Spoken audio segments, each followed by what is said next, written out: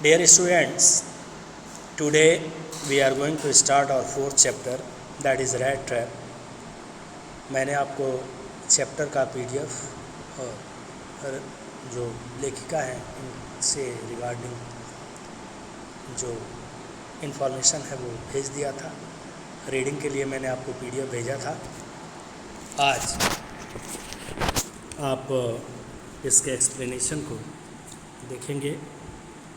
यहाँ हम लोगों को पता चलेगा कि ये कहानी स्वीडन की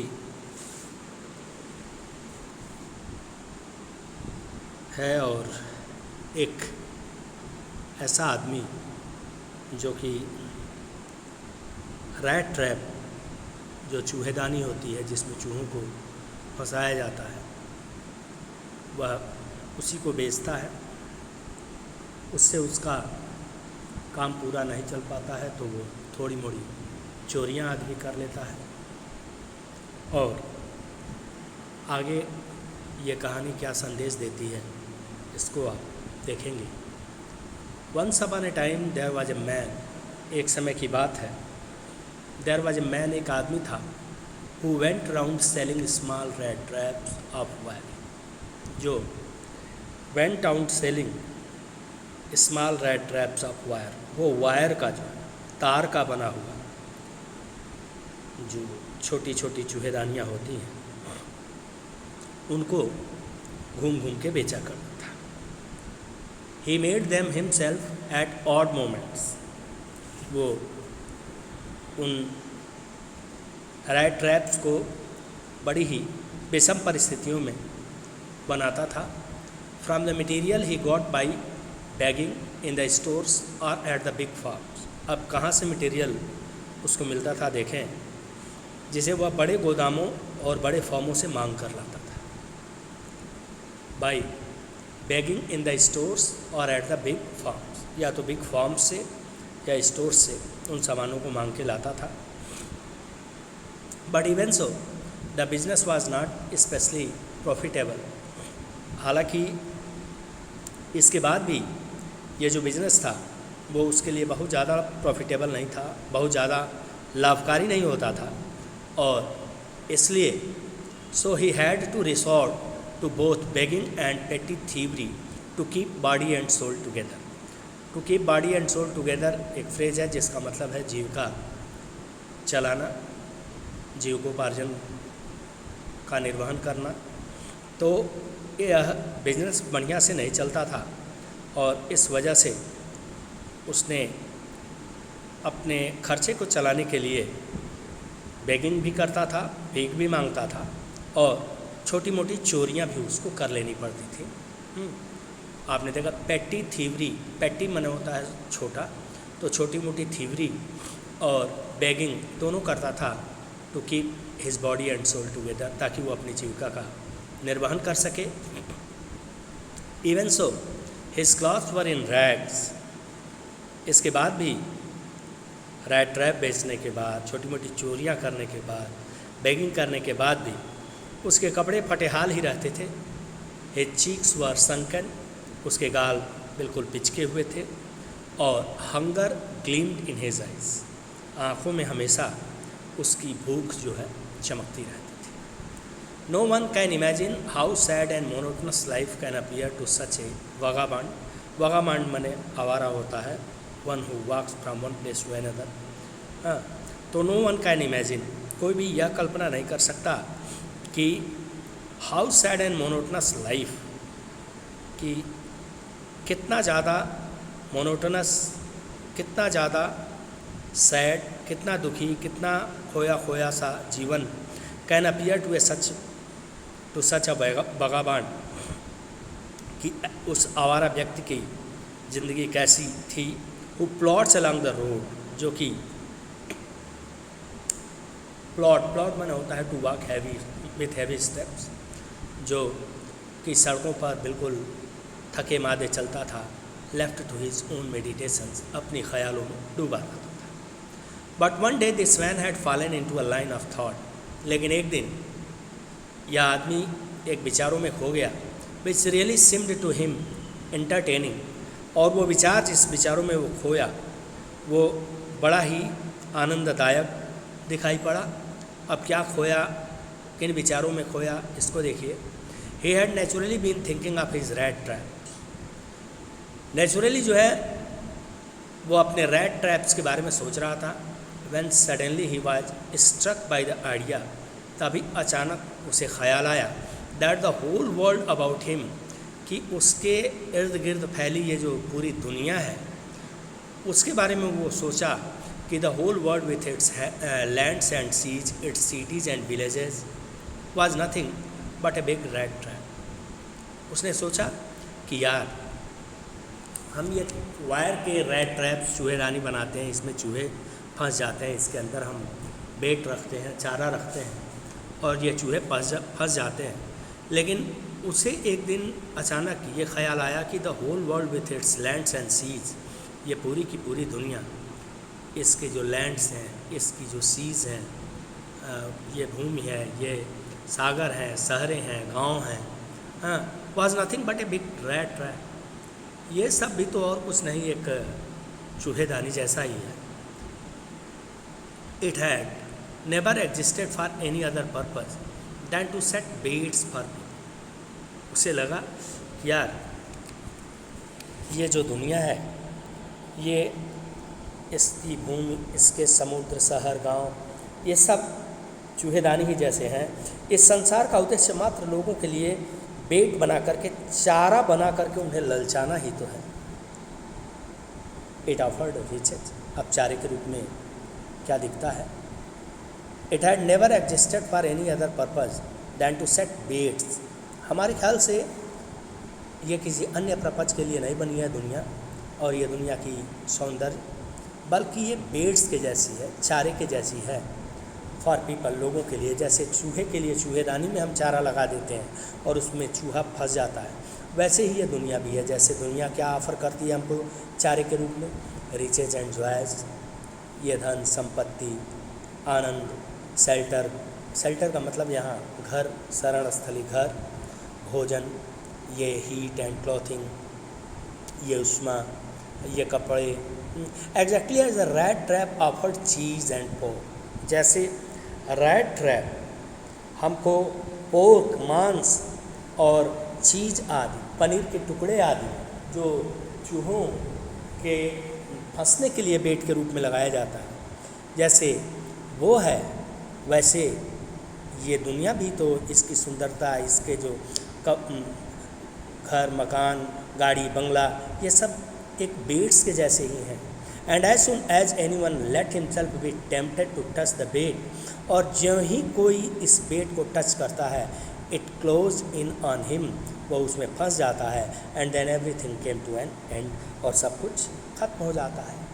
यानी थोड़ा सा आप यहाँ गौर करेंगे तब बात समझ में आएगी कि जैसे चूहे को फंसाने के लिए ये चूहेदानी बेचता था, और इसका कहना यह है कि जैसे चूहेदानी के अंदर हम चीज़, पनीर का टुकड़ा टांग देते हैं, या पोर्क, ये मांस का टुकड़ा उसमें टांग देते हैं, और उस टुकड़े को खाने के लिए ज्यों ही चूहेदानी में चूहा प्रवेश किया और ज्यों ही उस बेट को, उस चारे को खाने का कार्य शुरू किया कि खट से चूहेदानी बंद हो जाती है और वो फंस जाता है।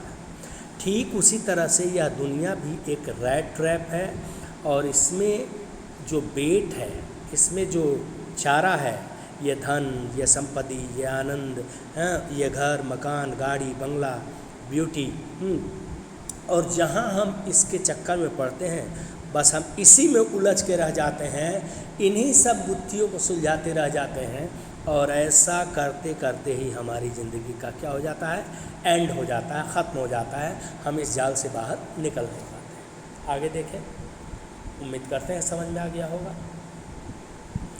The world had of course never been very kind to him. ये जो दुनिया थी वास्तव में कभी उसके प्रति सहिष्णु तो नहीं रही, जो समाज के लोग थे उसके प्रति बहुत काइंड नहीं थे। So it gave him unusual joy to think ill of it in this way। और इसलिए it gave him unusual. The world had of course never been very kind to him. ये जो वर्ल्ड थी, ये जो दुनिया थी, ये जो समाज था, ये लोग कभी उसके प्रति सहिष्णु नहीं थे. सो it gave him unusual Joy, और इसलिए उसे अपने तरीके से इसके बारे में जो है, इस दुनिया के बारे में, so it gave him unusual joy to think ill of in this. तो चूँकि दुनिया के लोग, समाज के लोग उसके प्रति सहिष्णु नहीं थे, इसलिए इल थिंकिंग जब भी वो करता था दुनिया के बारे में, जब भी बुरी सोच रखता था दुनिया के बारे में, तो यह उसको एकदम अनयूजुअल जॉय, असाधारण आनंद देता था. क्योंकि लोग उसके प्रति काफ़ी सहिष्णु नहीं थे, इसलिए वह इल थिंकिंग करता था इस वर्ल्ड के बारे में, और ये सोच करके, ऐसी थिंकिंग से उसको अनयूजुअल जॉय मिलता था. It became a cherished pass time of his during many dreary ploddings to think of people he knew who had let themselves be caught in the dangerous snare, and of others who were still circling around the bait. अब देखिए किस तरह से उसने अनेक बार बिल्कुल थके मादे कदमों से चलते वक्त उन लोगों के बारे में सोचना जिनको वह जानता कि जिन्होंने अपने आप को इस खतरनाक फंदे में फंसने दिया था, और दूसरे जो अभी इसके चारों चक्कर लगा रहे थे, इन लोगों के बारे में वो सोचता था कि ये लोग इस दुनिया रूपी रेड ट्रैप में फंस गए. थोड़ा सा एक बार लाइन को और देखें ताकि आप क्लियर हो जाए. It become a cherish pass time of his, ये उसका बड़ा ही चेरिश पास टाइम हो गया था, बहुत ही आनंददायक बीतने का वक्त हो गया था. ड्यूरिंग मैनी ड्रेरी प्लॉडिंग्स, बिल्कुल अपने ड्रेरी प्लॉडिंग्स में, थके मादे दौर में जब वो घूमता था, तो ये उसको बड़ा बेहतर स्वरूप उसका हो गया था. क्या कि to think of people who knew, उन लोगों के बारे में सोचना जिनको वो जानता था, who had let themselves be caught in the dangerous snare, जो लोग अपने आप को इस डेंजरस स्नेयर में, इस खतरनाक पिंजरे में फंस जाने के लिए बढ़ चुके थे. एंड ऑफ अदर्स, और अन्य दूसरे लोग, who were still circling around, जो अभी भी इस दुनिया रूपी माद के चारों ओर सर्कल घूम रहे थे. किसके चारों ओर? अराउंड द बेट, इस चारे के चारों, जो अभी फंसे नहीं थे लेकिन इसके इर्द गिर्द थे, और कुछ ऐसे लोग जो कि बुरी तरह से फंस चुके थे. One dark evening as he was trudging along the road, he caught sight of a little grey cottage. One dark evening, एक दिन अंधेरी शाम की बात है, जब वह सड़क पर थके मादे कदमों से जा रहा था, तो वह देखा क्या? As he was trudging along the road, जब वो सड़क के किनारे से जा रहा था, ही कॉट साइट, उसकी नज़र पड़ी of a little grey cottage, एक छोटे से कॉटेज पर, झोपड़ी पर, बाय द रोड साइड, जो कि रोड के बगल में ही थी. And he knocked on the door, दरवाजे को खटखटाया, to ask shelter for the night, और दरवाजे को इसलिए खटखटाया कि भाई रात मुझे गुजारनी है आज यहाँ. वो वहाँ रुकना चाहता था. नारवाज ही रिफ्यूज़, इत्तफाक से उसे इनकार नहीं किया गया. लोग उसके प्रति सहिष्णु तो नहीं थे, लेकिन यहाँ पर उसे इनकार नहीं किया गया, यानी उस व्यक्ति ने जिसकी झोपड़ी थी वह उसे रुकने के लिए सहमत हो गया. Instead of the sour faces which ordinarily met him, ordinarily जो है सावर फेसेस कर लेते थे लोग, मतलब चेहरा बना लेते थे लोग जब भी वो खटखटाता था तो, लेकिन आज ऐसा नहीं हुआ. The owner was an old man, जो झोपड़ी का मालिक था, एक बूढ़ा आदमी था, विदाउट वाइफ और चाइल्ड, उसकी न बीवी थी न बच्चा था, was happy to get someone to talk to in. वो इस आदमी के आने से बड़ा खुश था. वो अपना मुंह नहीं लटकाया, बल्कि बड़ी खुशी से इसका वेलकम किया, उसे अंदर आने दिया. और वह भी सोचा कि चलो आज की रात कोई तो है जो उसके लोनलीनेस में आज बातचीत का क्रम बनेगा. Immediately he put the porridge pot on the fire, तुरंत ही उसने खाना बनाने का बर्तन जो है भट्टी पर चढ़ा दिया. एंड गेव हिम सपर, उसे भोजन कराया. Then he carved off such a big slice, और तब एक बहुत बड़ा टुकड़ा, बिग स्लाइस वो काटा, हिज टोबैको रोल, अपने टोबैको रोल से. And that was enough both for the strangers pi and his own. और वो चिलम को सुलगाया और ये टुकड़ा इतना बड़ा था कि दोनों के लिए काफ़ी था, उस अजनबी के लिए भी और उस झोपड़ी के मालिक के लिए भी। Finally he got out an old pack of cards. इसके बाद वो ताश की पुरानी गड्डियाँ निकाला and played mjolis with his guest until bedtime. और जब तक सोने का टाइम नहीं हो गया तब तक इस आदमी के साथ, इस रैट ट्रैप सेलर के साथ बैठ करके और मैजोलिस नामक गेम जो है अपने प्लेइंग कार्ड्स से खेलता रहा। The old man was just as generous with his confidence as with his porridge and tobacco. ये बूढ़ा आदमी देखिए निश्चित रूप से बड़ा ही उदार साबित हुआ, क्योंकि अपने मन की बात बताने में उतना ही उदार और आत्मविश्वासी था जितना उसको पॉरिज और टोबैको रोल देने में, जितना कि उसको हलवा और तंबाकू देने में आत्मविश्वासी और उदारता दिखाया, वैसे ही वो इस मामले में भी उदारता दिखाया। किस मामले में अभी आपको पता चलेगा। The guest was informed at once. उसे तुरंत वह बताया कि in his days of prosperity, कि जब उसके दिन अच्छे थे, जब वो प्रॉस्पर था, धनी था, तो his host had been a crofter at Ramsjo iron works.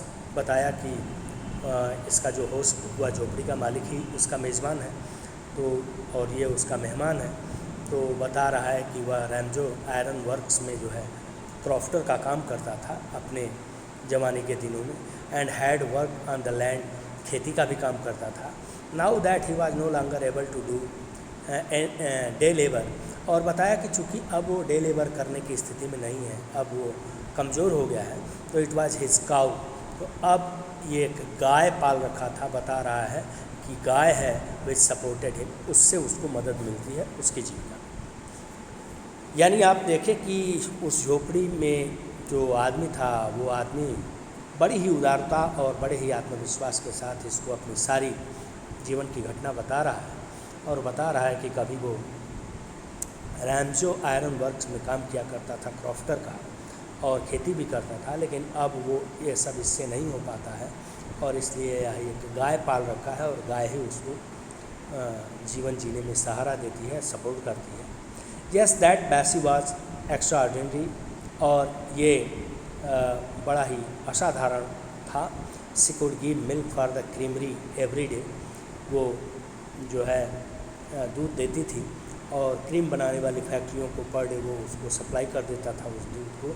And last month he had received all of 30 coroner in payment. और पिछले महीने में दूध बेचने का उसने कितना कमाया था? 30 कोरोनर कमाया। 30 क्रोनर उसकी आय हुई, ऐसा उसने बताया इस रेड ट्रैप सेलर को। The stranger must have seemed incredulous. निश्चित रूप से जो अजनबी था, अजनबी को शायद विश्वास नहीं हो रहा था, इनक्रेडुलस लग रहा था कि 30 क्रोनर मिल्क बेच के। इसलिए और the old man got up, ये बूढ़ा आदमी उठा, and went to the window, और खिड़की के पास गया। Took down a leather pouch, एक लेदर का एक चमड़े का पाउच निकाला, विच हंग ऑन ए नेल, जो कि एक खूंटी पर टंगी थी, in the very window frame, बिल्कुल खिड़की के फ्रेम में। एंड और picked out 3 wrinkled 10 kronor bills, और पिक्ड आउट बाहर निकाला 3 रिंकल्ड, रिंकल्ड मन होता है बिल्कुल सिकुड़ा हुआ, हाँ बिल्कुल मरोड़ा हुआ। तो 10 क्रोनर के 3 नोट जो है बिल्कुल रिंकल्ड हो चुके थे, तोड़ मड़ोड़ के रखा था उसमें। 3 नोट दिखाया। This he held up before the eyes of the guest, guest की आंखों के सामने रख दिया, नॉडिंग नोइंगली, सिर हिलाते हुए। And then stuffed them back into the pouch, और उसको दिखा करके, जब चूँकि उसको विश्वास नहीं हो रहा था, तो वो उस खूंटी पर टंगे उस लेदर के पाउच को निकाला और रख दिया, और दिखा करके फिर से उसको बैग पॉकेट में रखा। The next day both man got up in good season. अगले दिन दोनों के दोनों लोग जग गए सही वक्त पर। The crofter was in a hurry to milk his cow. जो क्रॉफ्टर था वो बेचारा बहुत जल्दीबाजी में था, चूँकि अपने गायों का दूध निकालना, अपने गाय का दूध निकालना था उसे। And the other man probably thought, और ये जो रैट ट्रैप सेलर था ये संभवतः ये सोचा कि should not stay in bed, कि अब उसे भी बिस्तर पर नहीं सोना चाहिए। When the head of the house had gotten up, चूँकि हाउस का जो हेड है, जो परिवार का मुखिया है, वो जग गया है, इसलिए अब उसे भी जग जाना चाहिए। The left the cottage at the same time, और ठीक उसी समय दोनों के दोनों उस झोपड़ी को छोड़ के चल दिए। The crofter lock the door, ये जो क्रॉफ्टर था, झोपड़ी का मालिक जो कभी क्रॉफ्टर का काम करता था, दरवाजे को बंद किया। And put the key in his pocket, और की को, घर की चाबी को अपने पॉकेट में रख के चल दिया। The man with the rat trap said good bye and thank you, ये जो रैट ट्रैप सेलर था ये उसको गुड बाय बोला और रात्रि में शरण देने के लिए उसे धन्यवाद बोला। And thereupon each went his own way, और इस तरह से दोनों अपने अपने रास्ते निकल गए। In a good season early enough but half an hour later the rat trap peddler stood again before the door. लेकिन भाई साहब, ये जो रैट ट्रैप सेलर था, चूँकि ये खूंटी पर टंगे हुए उस 30 क्रोनर वाले पाउच को देखा था और हल्की फुल्की चोरियां करने की इसकी आदत थी, इसलिए आधे घंटे बाद फिर से वो उस झोपड़ी के पास आया। He did not try to get in, अंदर घुसने की कोशिश नहीं किया। He only went up to the window, window के पास गया। स्मैश्ड ए पेन, और खिड़की का एक शीशा तोड़ दिया। स्टक इन हिज हैंड, अपना हाथ खिड़की में घुसाया।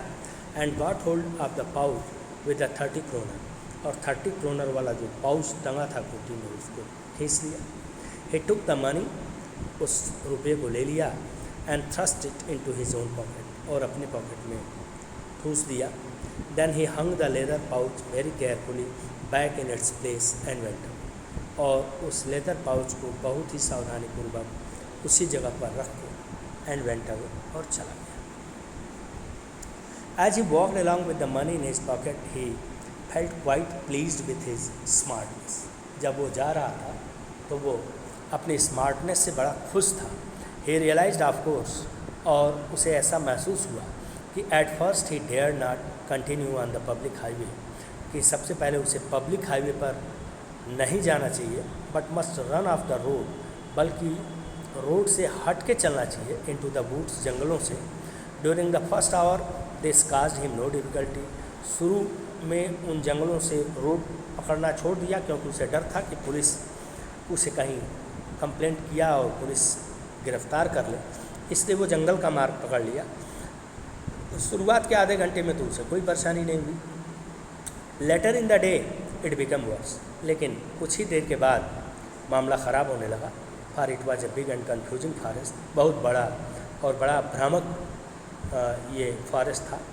विच ही हैड गॉटन इनटू, जिसमें वो फंस चुका था। He tried to be sure to walk in a definite direction, बार बार कोशिश किया कि वह निश्चित दिशा में चल रहा है। But the paths twisted back and fourth so strangely, लेकिन जो मार्ग था वो बड़ा ही ट्विस्टेड था, एकदम गोल गोल गोल गोल गोल घूम रहा था वो, जैसे कई रास्ते पे। He walked and walked without coming to an end, चलता जाता था लेकिन कोई अंत नहीं आता था जंगल का। And finally he realize that he had only been walking around in the same part of the forest, और अंत में उसे ये महसूस हो गया कि वह सिर्फ एक ही हिस्से की ओर चल रहा है, सेम पार्ट की ओर चल रहा है, वो कहीं किसी निश्चित दिशा में नहीं जा पा रहा है। All at once he recalled his thoughts, और अचानक उसे अब अपने विचार याद आ गए कि ये दुनिया रैट ट्रैप है, about the world and the rat trap. Now his own turn had come, अब उसे लगा कि अब ये तो मेरी बारी आ गई थी, अब मैं इस दुनिया के चूहेदानी में फंस चुका हूँ। He had let himself be fooled by a bait, वह सोचने लगा कि मैंने एक चारे के चक्कर में अपने आप को मूर्ख बना लिया, वही 30 kronor, and had been caught, और इसमें फंस गया। The whole forest with its trunks and branches, its thickets and fallen logs, ये पूरा का पूरा जंगल, इसकी तनी, इसके शाखाएँ, इसके लट्ठे, सब close in upon him like an impenetrable prison, उसको ऐसे जकड़ लिए थे जहाँ से एकदम निकल पाना संभव नहीं था। इम्पेनिट्रेबल माने जहाँ से निकला न जा सके। From which he could never escape, जिससे वो अब कभी बच नहीं पाएगा। अब जो ये अब तक दुनिया को ये सोचता था कि दुनिया एक रैट ट्रैप है, इसमें जो घर मकान गाड़ी बंगला रूपी लालच में लोग फंस जाते हैं और इसी में उनकी ज़िंदगी ख़त्म हो जाती है, आज इसको महसूस हुआ कि यार आज तो मैं खुद ही इसका शिकार हो गया। इट वॉज लेट इन दिसंबर का भाई लेट आवर था और ये जंगल से गुजर रहा था। Darkness was already descending over the forest, चूँकि भाई दिसंबर में अंधकार पहले ही हो जाती है, जाड़े की दिनों में जानते ही हैं दिन छोटा होता है, तो फॉरेस्ट में पूरी तरह से अंधकार फैला था। दिस इंक्रीज द डेंजर, अब ये खतरा और बढ़ा रहा था। And increase also his gloom and despair, उसकी ग्लूम, उसका दुख, उसकी डिस्पेयर, निराशा भी बढ़ती जा रही थी। Finally he saw no way out and he sank down on the ground, अंत में उसने बाहर निकलने का कुछ भी मार्ग नहीं देख पाया और थक के ज़मीन पर गिर गया। टायर्ड टू डेथ, इतना थक गया जैसे लगा मर जाएगा। Thinking that his last moment had come, अब लगा सोचने के लग रहा है उसके जीवन का अंतिम क्षण आ गया। But just as he laid his head on the ground, लेकिन चूँकि नीचे गिरा और जब अपना सिर ज़मीन पर उसका रखा वो पड़ा था, तो ही हर्ड ए साउंड, उसे एक आवाज़ सुनाई दी। अ हार्ड रेगुलर थंप, लगातार थप थप की आवाज़ सुनाई दी। There was no doubt as to what that was, अब इसमें कोई उसे संदेह नहीं था कि ये आवाज़ कैसी थी, किस चीज़ की थी। ही रेज्ड हिमसेल्फ, खड़ा हुआ। Those are the hammer strokes from an iron mill, किसी आयरन मिल से हैमर की हथौड़े के बजने की आवाज़ आ रही थी। वह सोचा there must be people nearby, उसे लग गया कि अगल बगल कहीं ज़रूर लोग हैं। He summoned all his strength, अपनी पूरी शक्ति जुटाया। गॉट अप, ऊपर उठा। And staggered in the direction of the sound, और उसी दिशा की ओर चल गया। The Ramsjo iron works which are now closed down, ये रैमजो आयरन वर्क्स जो थे, जो लगभग अब बंद हो रहे थे, were not so long ago a large plant, वो अभी कुछ दिन पहले यहाँ एक बहुत बड़ा प्लांट हुआ करता था with smelter, rolling mill and forge, वहाँ पर स्मेल्टर हुआ करते थे, वो जो स्मेल्ट किया जाता है लोहे को, हाँ, रोलिंग मिल उनका जो ढलाई होती है वो, फोर्ज जो निहाई होती है वो, ये सारी चीज़ें। In the summer time long lines of heavily loaded barges and scows slid down the canal, और समर टाइम में बड़े बड़े जो है बोट्स वहाँ की नहर में गिराए जाते थे। Which led to a large inland lake, और जो कि एक बहुत बड़े इनलैंड लेक से निकलती थी। And in the winter time the roads near the mill were black from all the coal dust which shifted down from the big charcoal trades, और जो रोड्स पर जो कि इनको ले जाया जाता था, हाँ, मिल के लिए, तो मिल के पास से लेकर के रोड पर ये पूरा का पूरा चारकोल के क्रेट्स से, उसके कणों से ये पूरा का पूरा रोड ब्लैक हो जाया करता था। बच्चों, आज हम लोग यहीं तक देखेंगे, इससे आगे हम लोग अब पुनः कल देखेंगे। बहुत बहुत